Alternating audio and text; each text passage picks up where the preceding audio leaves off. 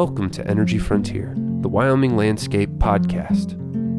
Hosted by Dr. Holly Krutka, Executive Director of the School of Energy Resources at the University of Wyoming. The show highlights SER's role supporting our mission to promote energy-driven economic development for the state of Wyoming. Welcome back, listeners. Thank you for joining our podcast. Today, we are once again focused on the academic program here at the School of Energy Resources. Our undergraduate degree here is Energy Resource Management and Development. And today we're focused on the concentration for energy and environmental systems. So we have two great guests, Austin Moon, who is a graduate of that program, and Randall Violett, who's our director here at the University of Wyoming of that program. So thanks to both of you for joining us. So Austin, let's start with you. Tell us a little bit about your background and how you came to be a student at the School of Energy Resources and then your career since graduating. Okay, well, my background is I'm born and raised in Cheyenne, Wyoming. All my family's from Wyoming, mainly Rock Springs, Wyoming, and then my family actually settled a ranch over in Blazon, Wyoming, which most people have never heard of. Yeah, so I born and raised here, and I came to school at the University of Wyoming originally to do kinesiology because I was convinced I was going to be a doctor. I was going to be a PT or an athletic trainer for like the NFL. I had some big dreams, but yeah, so I started out doing that, and I kind of had a realization that to do all that stuff, you usually have to live in like California or Denver or like some of these bigger cities. And it never was that appealing to me. So I ended up going to a career counselor at Night Hall, and they sat down with me and they talked about what I was into. I took an aptitude test, and I told them that I really wanted to live in Wyoming or somewhere kind of like Wyoming. You know, I wasn't necessarily like Wyoming only, but I really liked smaller town, mountains, or, you know, a lot of public land nearby. And she gave me a list of options. And on that list was originally PLM. So I started out in professional land management. And so I switched my major pretty much the next day. Was in PLM. I did that for a year. I ended up going with, now it's SCUR, but it was the Energy Resource Club, to Casper to the WOGCC meeting. And I met a bunch of different landmen. I met some people in the oil and gas business, and kind of decided they talked about meeting with clients and golfing, and they all dressed in suits, and that was never really me. You know, I always preferred like work gear. I really like going outside, working in the field. And so I actually ended up going back to the career counselor, and she pointing me towards environment and natural resources. And so I got a concurrent major there. And so I was doing that, and we worked out the math, and I was going to add like a year and a half to my major. I was going to have to take summer programs. And so I did that for another semester and then a summer. And I was working in the field that summer, and I was doing some online classes. And it just was too much. I just couldn't do it. And so I was kind of stumbled. I didn't really know what to do. And so I went back to the career counselor and was looking for options. And they're like, why don't you just do the environmental side of the energy resource degree? And I was like, oh, that's really easy. And so I switched into it. Yeah, and did it. Graduated with energy resource management development and the environmental concentration. I have a certificate in GIS and a minor in reclamation. And then I got a job, not out of college. Actually, I started with this company the summer before I graduated with Absorca Energy and Environmental Solutions. And we do oil and gas regulatory compliance. And I've been here ever since. It's been almost 3 years. So that's my story. Austin, that's such a great story. And I think it's very indicative of the experience a lot of folks have in university. Certainly, I was also pre-med until I had a different journey out of the medical field. It wasn't about where I lived as much as the fact that I took Zoology 1 and 100% knew that it wasn't for me after I saw the level of what I would consider disgusting things you have to do. So yeah, it's a great journey. And I'm glad that UW's counselors were able to kind of help you find that. And we're so glad to call you a graduate of our program. So that was a great story. And we'll come back. I have lots more questions for you. But first, Randall, why don't you give us a little bit about your background? You've had obviously a longer career as director of our program. You have other roles at UW. So tell us a little bit about how you got to be where you are now. Okay, great. And I also want to kind of echo what Holly said about Austin's background. That's great. I think there's some statistic out there that college students change their major 4 to 7 times. Yep. In their experience, and I think Austin's a good testament to that. And I think he kind of landed on his feet. So I guess that I could start there. That's probably one of my biggest responsibilities as being the director of the EES concentration, is to hopefully find students like Austin maybe a little bit earlier in their college career so that they don't get threatened with an extra year or an extra semester of school. So I guess with that being said, my background, and I don't know if I need to go back quite as far as Austin did, but I will say that I grew up in Colorado, went to Montana State University and got a ag education degree and a animal science degree, and then taught ag education, secondary ag education in the state of Montana for 10 years. Had an opportunity to go back and get my master's, and went back to Montana State, got a master's in ag education, and that qualified me to teach at the junior college or community college level. And that was, I think at that time, was kind of my ultimate goal, because I had such a good experience at a community college before I went to Montana State. So I got a job at Northwest College in Powell, and we moved to Northwest College and bought a little 100-acre farm, raised some sheep, and more importantly, raised 3 kids. And then got hooked up with the University of Wyoming when I was working at Northwest College to create an agroecology program. And so I was the coordinator for the agroecology program on Northwest College's campus. And at that time, that program was 3+1, 3 years at our community college and then a year down on campus studying basically plant science. Ron Delaney at the time was the department head, and he said, "Hey, if you're going to do this, you got to start working towards your PhD." So I started working towards my PhD, and my PhD is in agronomy, and more specifically weed science. I started doing my research, and I left Northwest College and went just across town there in Powell and went to the Research and Extension Center for UW. So that was my first stint with UW. I worked 6 years as a research associate and was doing research, all kinds of agronomic research. And then also in my spare time between farming and working and whatnot, I did my own research on a weed it's not a weed, it's a grass that I called a weed, foxtail barley, because I had a huge problem with it on my own farm. So I developed a integrated pest management program to control foxtail barley. Finally finished my research and started writing my dissertation, and one day found a job opening on the Chronicle of Higher Education for a person that would go to Southern Utah University and start a brand new range management natural resource program. So I applied and I was offered the position, and that was one interesting thing. I think that looking back on it, I really fell into doing an agronomy degree at the University of Wyoming. You're not going to study a whole lot of corn, but you're going to study a lot of rangeland. And that basically gave me the qualifications to get that job. And it culminated with my experience of writing curriculum and being an ag teacher. So I developed a range and natural resource emphasis within a degree program, much like our EES concentration within the School of Energy's degree program, and did that for 8 years, and then kind of had an itch to get back into some research work. So there was an opportunity to work for Utah State University in Extension and do some research there locally in Cedar City. So I took that opportunity, and then I read a job advertisement in the Western Livestock Roundup that said the University of Wyoming starting a brand new ranch management and agriculture leadership program.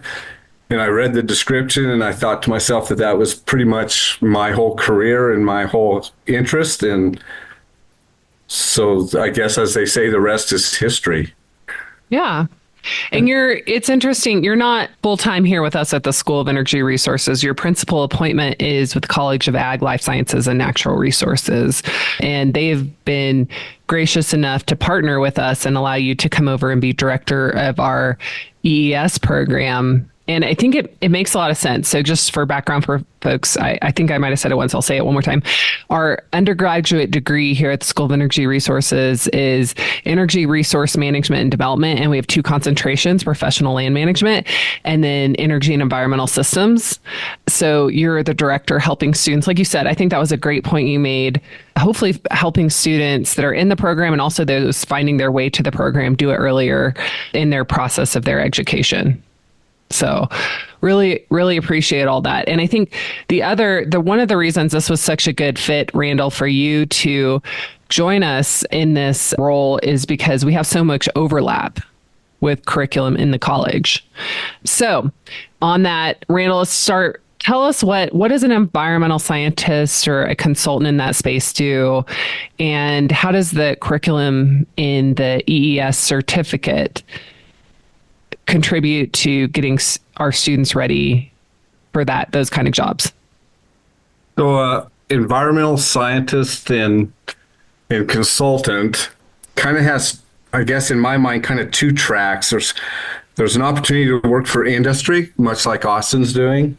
There's also opportunity to work for agencies. Both of those career paths they're synonymous with each other from the standpoint of the curriculum that they get here at UW. They're going to be taking classes within the School of Energy. They're going to be taking classes from the Hobbs School of Environmental Studies, and then they'll be taking classes from the Ag, Life Sciences, Natural Resources, specifically courses in the College of Ag and Life Sciences and Natural Resources would be within our environmental management systems, which consists of range science, some ecology classes, and soils classes. And then the Hobbs School has some courses in the degree program that deal with more of the environmental aspects, environmental policy and environmental law. And then, of course, what we have to offer in the actual degree program from the School of Energy would be courses such as like property and energy systems and energy policy as well. So very well-rounded, very interdisciplinary curriculum. Day-to-day life of an environmental scientist or a consultant would, especially working for industry, you would be prescribing and applying various treatments and solutions to maybe some environmental problems. Probably the biggest one is to mitigate soil erosion behind any type of disturbance. And so that disturbance could be recreational or RV disturbance, could be oil and gas exploration, could be pipeline, could be agricultural disturbance of some sort, could be fire disturbance as well. There's, of course, in the West now, there's a lot of opportunities for some reclamation and renovation work behind wildland fires. And so those types of industry jobs, the other interesting thing about industry jobs is there's a lot of entrepreneurship within this industry from the standpoint of consulting. And I know of several individuals that have had productive careers in other lines of work. And then after they've decided to slow down and maybe retire, they start consulting businesses. And they do a lot of reclamation and renovation consulting type of work. And then they will hire young, energetic students like Austin to go out and do the work out in the field. But they're the ones that kind of help make some of the decisions. And then the agency type of work is more regulatory and making sure that there's compliance being met to release bonds and to make sure that the disturbance is is taken care of according to specs and regulations. So I think our curriculum really blends itself well for both of those types of options within the environmental science and consulting world. That's great. It sounds like there are a lot of options for graduates of this program. Austin, is there anything you want to add? I know you're early in your career, but so far, have you seen anything, any type of opportunities that you think we haven't covered that should be mentioned in terms of career opportunities? Yeah, so it's kind of a hard question to answer because there is an overwhelming amount, and how do you cram it all into a 4-year degree program? Yeah, it's multifaceted. You can do the consulting side, so private industry. You could work for the agency side. You could also work for the landowners. So like a lot of times, like we're primarily on behalf of the oil and gas company. Well, we still have to work with like the rancher or the farmer, and they hire people to represent them. And so, there's just a lot to it. There's soil, there's air. I do a lot of air permitting, and that's a huge need in our space. And there's a lot of GIS stuff that all goes in with it. There's logistics with getting contractors where they need to be, and there's an overwhelming amount. So it's kind of a hard question to answer. Okay. Well, we'll give you a softball then. So you mentioned you came away from UW, you graduated from UW with a lot of different credentials. So you had concurrent undergraduate majors. I'm going to see if I can get this all right. You had a minor in reclamation and restoration ecology and a GIS certificate. Did I miss anything? No, that's okay. it. Only the 4. Okay. So why did you choose to do all of those? And then how did you feel like kind of pursuing a number of different credentials helped you when you hit the job market and I guess in your career as well? Yeah. So I guess I'll start not at the beginning, but pretty close to it. So I switched into the environmental concentration because I had a strong interest in the environment. All my hobbies are outdoor related, so it's a pretty natural path. And I got the reclamation and restoration ecology minor just out of pure interest. I thought it's just a fascinating idea to take a piece of land or a watershed, and that's been critically disturbed. It's not functioning for agriculture, wildlife, or the health of the community around it. And take that watershed or piece of land and bring it back, restore it to what it should be or what it was. And so I took that just purely out of fascination. Like I just was really interested in it. And, as I started working more and more in this field, I worked for a consultant out of Rawlins, Wyoming initially, and then I worked for the USDA helping with some research in Cheyenne. And I saw a huge need for GIS. GIS is probably one of the biggest industries to come up here in the next 10 years. I would bet money on. Okay, Austin, I think most people are familiar with GIS, but just in case someone's not, can you just give a little bit of background on what you mean? Yeah. So GIS is Geographic Information Systems, kind of a 30-second word for maps, just anything location-based, right? And so why that's so important is because anytime you're out in the environment or out in your wildlands and your rangelands, typically your agencies and your clients want to know when and where something's going to happen. And so like anything I do, we always prepare like a map, and I'm always using coordinates. I'm writing legal descriptions. So within GIS, there's software that you can use to map and make illustrations and story maps, but there's also coordinates and different ways to describe where things are. And there's multiple different ways to do that. And it's pretty important to know how to do that because our agencies require it. And I would say I use it a lot for environmental consulting, but my dad's a contractor and he uses it too. And so I got that degree because I saw it in the environmental industry, but also in my dad's industry doing construction. And so I got that purely out of just a need. I saw the usefulness of it. Great. And Austin, before we kind of move off this topic, I'm just curious if you, let's say there's parents or students listening to this podcast and considering coming to the University of Wyoming and looking at different degree programs, or I guess students that are already here looking at different degree programs, what would be traits that you would look for? I think you said like being outside. What kind of interests should you have and consider taking this degree program? Well, I would say you have to really like being detail oriented. I feel like everything that I do is pursuant to some regulations somewhere. So you have to be able to read and understand regulations and then apply them. You have to be interested in the natural world. Everything that I do is environmentally based, right? So it's the trees and the ecosystem. And I was just out seeding some reclamation. So I picked our seed and I prepped the seed bed.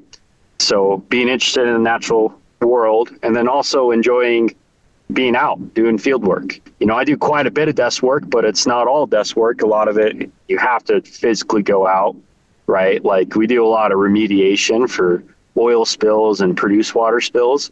And you have to just go out, you have to be out there to delineate and to collect samples so you can write your plan. And then you have to then go out and apply the plan. And so I would say you have to be detail oriented. You have to be interested in the natural world. You have to be willing to get your hands dirty and go out in the field. And if you have a proclivity for that, I think you'll love this degree. And for folks wanting to stay in Wyoming or the region after they graduate, was your experience there was plenty of opportunities for that? I would say there's an overwhelming amount of opportunities. Yeah, so if you're looking at regulatory side, the Western United States, there's a huge need both on the agency side and then also on the oil and gas side. Yeah. Like we have open spots and we can't find people to work. It's one of our biggest bottlenecks.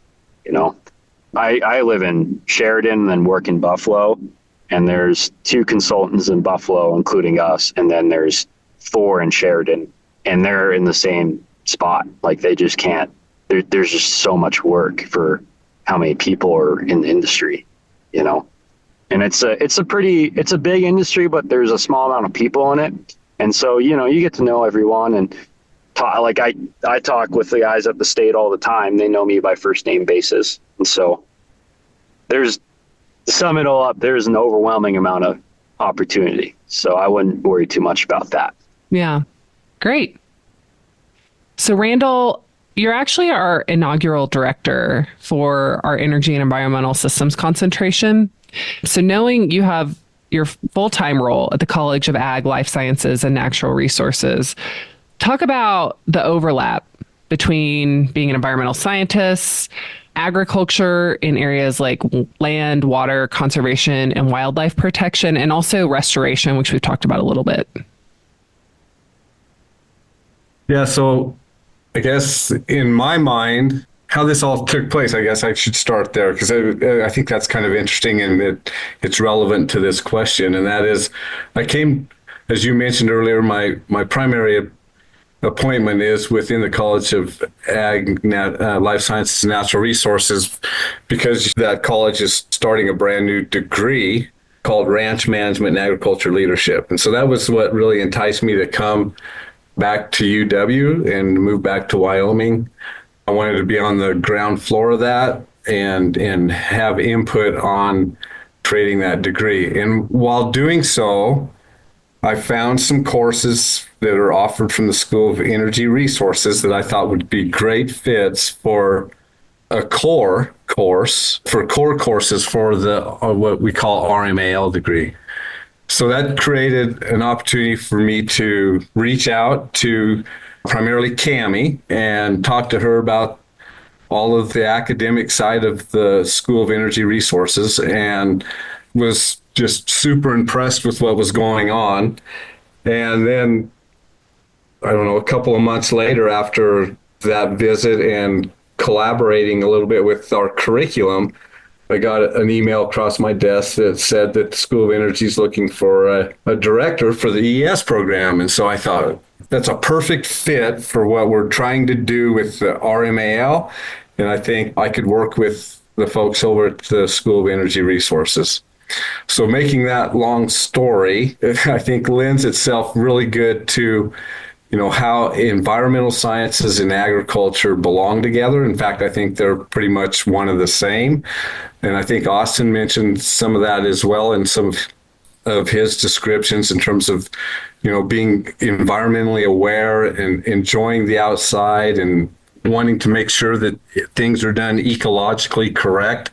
And I think in agriculture, that's really what it's all about. Is you need to be aware of the land, the water, the wildlife, the soils, in order to make it sustainable, I guess. And I think that's one of the major driving forces behind why I wanted to get involved in this collaboration and try to work both of the degrees and the options together, because I've always been, I think, a collaborator. And I think even going back to when I taught in high schools, my students learned a lot more when we crossed disciplines. When I would teach a student how to calculate an area to put fertilizer on, and then they could take that same formula into their math class, things really became apparent to them.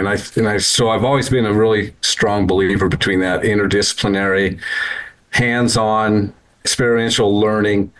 And I think both these programs really lend themselves to that. And I think with that, we're doing an awesome job of preparing and equipping our students for successful careers. Thank you so much. And then, by the way, I've never heard that story. So thanks for telling it. Oh, so, Austin, moving a little bit away from the School of Energy Resources academic program for a minute, you also, when you were here at UW, you worked on a project with the Center for Air Quality, which is one of the research centers of excellence supported by the School of Energy Resources. It is in the Department of Atmospheric Sciences and the College of Engineering and Physical Sciences. Long mouthful, but the point is, again, multidisciplinary collaboration, different units working together to advance common education, outreach, and research products. So you worked on research when you were an undergraduate pursuing your bachelor's degree with the Center for Air Quality. That's something there is a lot of opportunity for that here at the University of Wyoming, for undergrad research, for grad research. And often there's opportunities for focusing on topics that have real world implications like you did. So can you talk about anything and what you gained from that experience, and was it worth it to you, and would you recommend it to current or prospective students? Oh, well, of course I would recommend it. Well, it's kind of a softball, right? Yeah, it was pretty sweet. So the degree when I was taking it was very interdisciplinary, and I'm going to assume it still is. Yeah. And there was an air quality class that I took with Dr. Robert Field. And it went over the basis of air quality, the science of it, and then also the regulatory side of it under what's called the Clean Air Act, and the origins of that, why it was put into place, and what it regulates. And so within that class, it was a fairly small class, and it was done during COVID, so it was all online. Dr. Field let us experiment with these sensors. And what they let us do is their little personal air quality sensor. And we were supposed to conduct an experiment with the sensor and then present it to our peers. And so what I did was I related air quality to what's called sick building syndrome. It's a EPA classification of essentially taking in VOCs, NOx, different organic compounds that are associated with being inside for too long of an exposure, and it can relate to some acute and chronic symptoms. And so I looked at your exposure risk with being inside during a pandemic. And that related, which it was pretty interesting. It was actually not as high as I predicted. My truck was actually the worst part of it because there's not a filter on the inside of it. It's an older truck. And it turned into this whole thing. I got to know Dr. Field really well, and he helped me put together a presentation to look at all the different projects that our peers had done And then I got to present at an air quality conference in Pasadena, California. And it was a really good learning aspect because I got to learn from Dr. Field. He's an excellent and very smart man. And so I got to work alongside with them. And then I got to fly out to Pasadena and present my PowerPoint that we had created together. And that was a learning experience. I'd presented in front of people, like my peers and my family, but I had never presented in front of an audience, let alone an academic audience, professionals in the field. And so it was pretty nerve-wracking.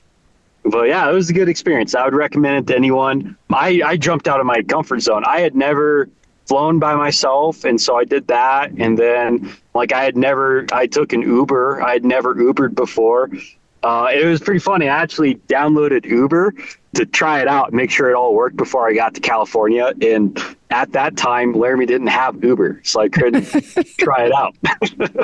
So it was pretty funny. But yeah, it was a good experience. I'd recommend it to anyone. And yeah, so.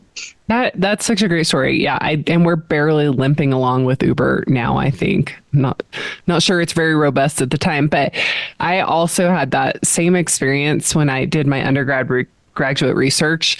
I had to present, and I remember I actually stopped talking for like 10 seconds, and because I was so nervous in the middle of my talk.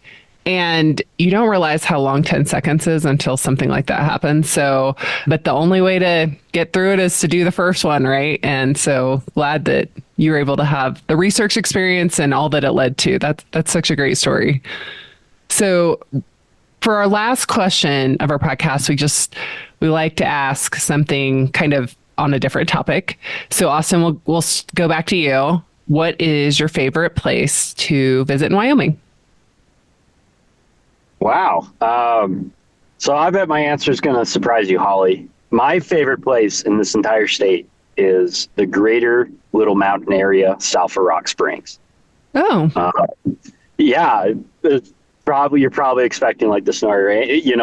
But it's pretty wicked. My family's from Rock Springs, and I grew up going down there. There's 3 mountains over there. There's Aspen Mountain, Little Mountain, Pine Mountain. And they're small. They're not 14ers or 13ers, but they're still pretty big. And they host a big, robust populations of mule deer and elk. And the Flaming Gorge is right there. There's Red Creek Badlands. It's rugged country. It's what I would compare like Wyoming. If what Utah's Zion National Park is kind of what Wyoming's, Badlands type area is. It's pretty rugged. It's pretty sweet. It's one of my favorite places in this whole state. No, I'm not that surprised. Wyoming has tons of gems. Actually, people don't usually answer. They just say something like, oh, the whole state's pretty and I can't pick a place.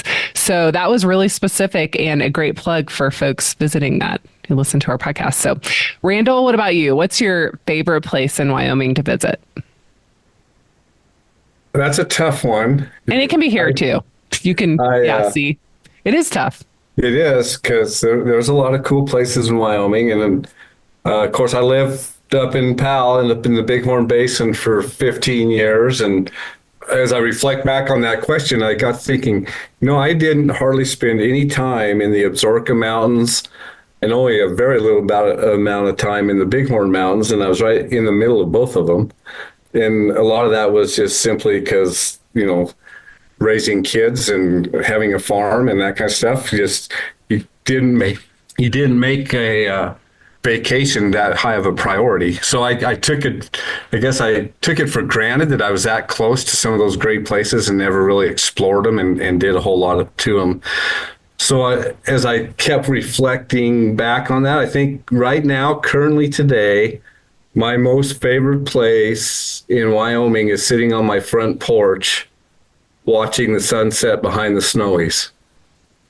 That's a good answer too. Thank you so much. Yeah. So Austin, thank you for entrusting us with your education, or at least part of it, one of the 4 different credentials you received from the University of Wyoming. And thanks for doing the podcast. And Randall, thanks for being such a great partner with us here at the School of Energy Resources and being willing to step up and fill that role as our first director of our Energy and Environmental Systems program. We're really excited about where that program's going and the graduates, the opportunities for the graduates of that program. So thank you both so much. And thanks for doing the podcast.